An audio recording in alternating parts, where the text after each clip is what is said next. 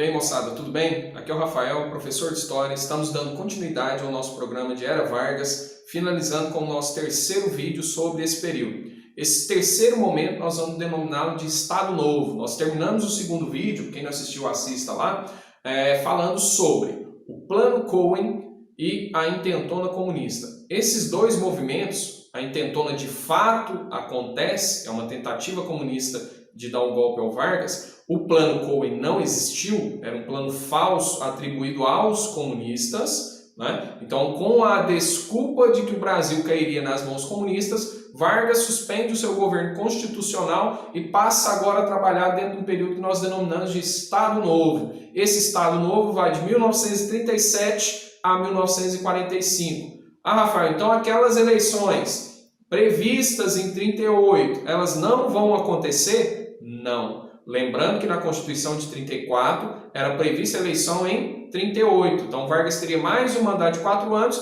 e não teria possibilidade de reeleição. Isso não acontece. Em 37, meses antes ali do início já de 37, ele vai editando algumas medidas que vai caminhando para o estado de sítio. Chegando ao estado de sítio, com a desculpa de que os comunistas tomariam o poder, é finalizado o período constitucional. Vargas decreta então o que nós denominamos de Estado Novo. E inicia-se agora então a ditadura varguista. Essa é a fase da ditadura varguista, 1937 até 1945, desculpa. O período anterior, 1930 até 1937, esses dois períodos somados, eles possuem características autoritárias, mas não é uma ditadura. A partir de 37 se estabelece pela historiografia, de fato, uma ditadura, né, aos moldes fascista e nazista. Não é igual, não é a mesma coisa, mas dentro do Estado Novo você vai encontrar vários elementos que a gente encontra no fascismo e no nazismo. Tá? Início de 37, o que nós temos? Nós temos a elaboração de uma nova Constituição logo após ser decretado pelo meio do rádio, né? O principal veículo de comunicação de massa naquele momento era o rádio.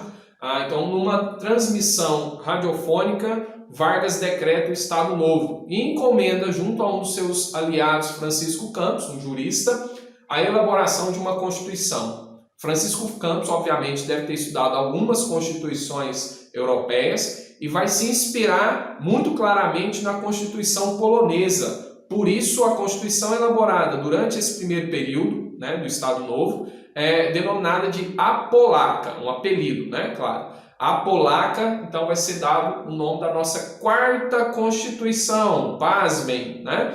Quarta Constituição. Em pouco mais de 100 anos, nós temos a nossa quarta Constituição. A primeira de 1824, a segunda de 1891 e a nossa primeira republicana, a segunda de 1934, republicana e a nossa terceira Constituição. E agora, então, em 37, nós temos a outorga. Essa palavra é importante, hein? Grava aí. Outorga da Constituição de 37, a de 34, fazendo a comparação com a de 37, ela vai ser promulgada. O que quer dizer isso? Promulgada e outorgada.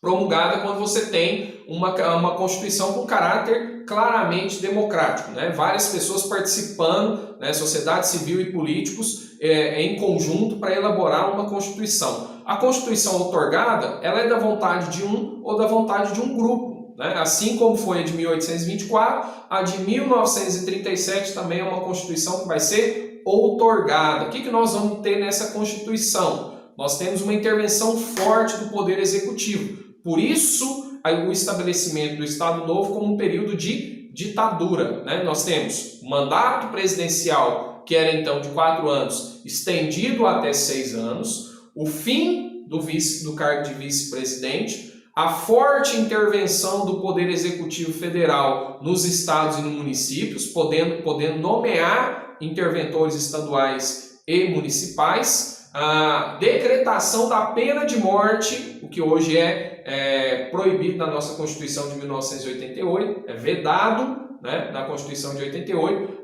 o estabelecimento da pena de morte por qualquer estado. Então há uma centralização muito forte desse governo federal. E nos direitos trabalhistas, ele vai também repreender o trabalhador. Ele vai dar com uma mão e tirar com duas. Por exemplo, o fim da possibilidade de greve. Isso é gravíssimo, certo?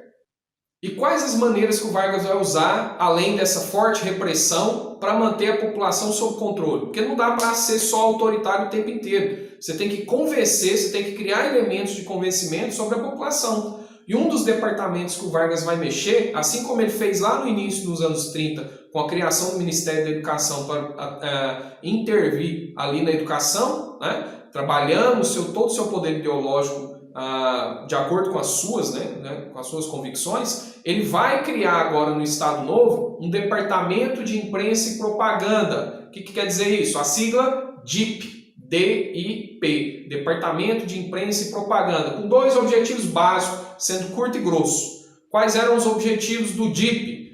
Estabelecer uma imagem positiva, né, sobre as coisas que o Vargas fazia, sobre as leis trabalhistas que ele editava para favorecer o povo brasileiro, mas de outro lado ele agia de maneira de censura, né, censurando mesmo todos os posicionamentos ideológicos que tivessem contrário a ele, fechando rádios, fechando jornais, fechando revistas que pudessem vir a criticá-lo. E ele vai fechar centenas de meios de comunicação, o que hoje é impensável, né? Dentro do campo da liberdade de expressão, né, da liberdade de imprensa, a gente tem todas as possibilidades de fazer crítica a qualquer tipo de governo. No Vargas não vai ter isso. Você tem a censura e você tem a repressão militar. São duas armas muito fortes contra a oposição. Então o DIP, Departamento de Imprensa e Propaganda, é para divulgar uma imagem positiva do seu governo, com imagens, com programas de rádio, com músicas, né? Basta lembrar aquele Heitor Villa-Lobos, Ari Barroso com a famosa Aquarela do Brasil, exaltando toda a civilidade do povo brasileiro, toda a nossa obediência civil ao governo do Vargas, estabelecendo o Vargas como nosso guia, né? Isso é característico de que tipo de governo? Governo autoritário, seja da esquerda ou seja da direita. Essa propagação da imagem positiva e a repressão à imagem negativa, isso é claro em qualquer governo que se quer autoritário. Tá? Um governo democrático, isso não pode ser possível, né? Ou isso não deve ser, né, viável. Seguindo aí o Estado Novo, logo em seguida a edição do decreto do Estado Novo, né, 2 anos depois, o mundo vai passar por uma catástrofe. Que catástrofe que é essa? Segunda Guerra Mundial. Pelas características do Vargas, você deve estar pensando aí, o Vargas vai entrar ao lado de quem na Segunda Guerra Mundial? De um lado eu tenho Alemanha, Itália e Japão. Do outro eu tenho França, Inglaterra e União Soviética. Né? As tríplices lá da Primeira Guerra vão quase se repetir aqui na Segunda Guerra com o eixo de um lado, Alemanha, Itália e Japão, e os aliados, França, Inglaterra e União Soviética de outro. Né? Vai haver algumas modificações, mas no geral são grupos semelhantes à Primeira Guerra Mundial. Vargas vai seguir qual caminho? Sendo autoritário, tendo a sua Constituição lá imposta. Pela lógica, ele deveria seguir o grupo do eixo, né? Mas nós vamos adentrar a Segunda Guerra Mundial, especificamente a partir de 42, do lado dos aliados, um lado oposto ideologicamente ao que o Vargas normalmente seguiria. Por interesses econômicos, né, principalmente, a gente entra ao lado dos americanos após um ataque alemão, né, um ataque submarino a navios brasileiros. Essa é a versão oficial que nós temos. Né? E aí o Vargas, com o Congresso, decreta então o estado de guerra no Brasil e o Brasil se posiciona ao lado dos aliados. E aí vem o final da guerra, 1945. Não é uma temática do nosso vídeo, mas pede aí que a gente faz também a gravação do vídeo sobre a Segunda Guerra Mundial. Ao final de 45, do grupo derrotado da Segunda Guerra, vai ser o eixo. Então o Brasil se posicionou ao lado do grupo que vai sair vencedor. Só que aí existe uma contradição muito grande. E aqui que entra o problema, né? A gente vai dizer, por que o Vargas vai renunciar em 1945? Por conta da contradição interna que a gente vivia após a Segunda Guerra, né? Durante e após a Segunda Guerra. Qual que é a contradição? Vivemos num governo de uma ditadura, de um autoritarismo, que vai à Europa, mais especificamente na Itália, né? Manda lá os seus pracinhas, 25 mil pracinhas, para lutarem contra o nazifascismo, governos autoritários, e aqui a gente vive um governo autoritário. Então, por conta dessa contradição, militares, classe média, intelectuais, Igreja Católica e boa parte da população brasileira vai pedir a saída do Vargas. E aí o Vargas, contrariado, escreve a sua carta de renúncia. Ele gostou muito, né? Ele ficou 15 anos, aquilo que era para ser provisório lá em 1930, vai se dar em 15 anos, né? De 1930 a 45, e não queria sair. Ele não queria sair, né? E essa não saída do Vargas faz ele não querer, né? Ele vai sair. Esse não querer sair do Vargas faz com que ele escreva uma carta. Nessa carta de renúncia ele diz duas coisas importantes para quando a gente for ver Vargas novamente lá no seu segundo mandato.